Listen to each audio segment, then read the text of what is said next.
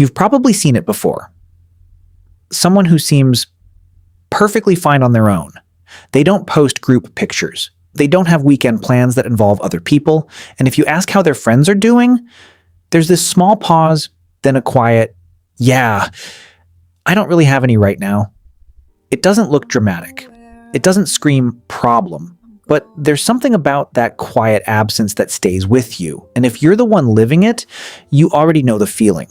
Not loneliness exactly, but this steady sense that the world is moving in pairs and circles while you're somewhere else, watching from the edge. Let's look at the small behaviors first, because that's where the pattern hides.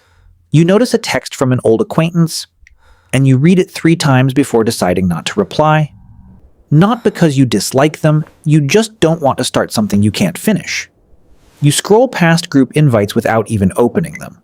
You cancel plans last minute with a believable excuse that still feels heavy. Right here in your chest. You keep conversations light, surface level. And then you quietly disappear before anyone can ask the real questions. None of this feels like rejection on your end. It feels like maintenance. Like keeping the temperature of your life exactly where you can breathe. Psychologically, this isn't random.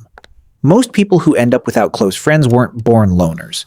Something taught them that closeness costs more than it gives. Maybe it was a childhood where friends moved away every couple of years. Maybe it was a family that made love feel conditional, or maybe it was one quiet betrayal that taught them people leave. And when they do, they take pieces of you with them. So the mind builds a system. It says silently, firmly, if I don't attach, I don't lose.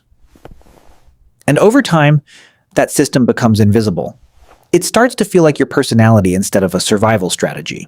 You start valuing your own company so highly that other people begin to feel optional. You tell yourself you're independent. You tell yourself you're peaceful, but underneath, there's this low hum of control. You decide when the door opens, you decide when it closes, and no one gets to decide for you. Ever again. That's not weakness. That's protection, wearing the mask of peace. And here's something most people miss.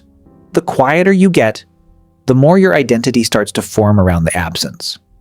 You become the independent one, the deep thinker, the person who doesn't need anyone.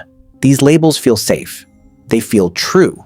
But they also quietly lock the pattern in place, because once you believe this is just who I am, you stop noticing the moments when you actually wanted to let someone in and chose not to. And here's where it gets interesting. Most people assume the reason someone has no friends is that they're awkward, or boring, or socially anxious. But that's only sometimes true. For a lot of people, the real reason isn't a lack of ability to connect. It's a deeply wired preference for emotional predictability. You'd rather be alone than risk the uncertainty of someone else's moods, someone else's needs, someone else's eventual exit. You've calculated, maybe without ever saying the words out loud, that solitude is the only relationship that has never hurt you. It's reliable.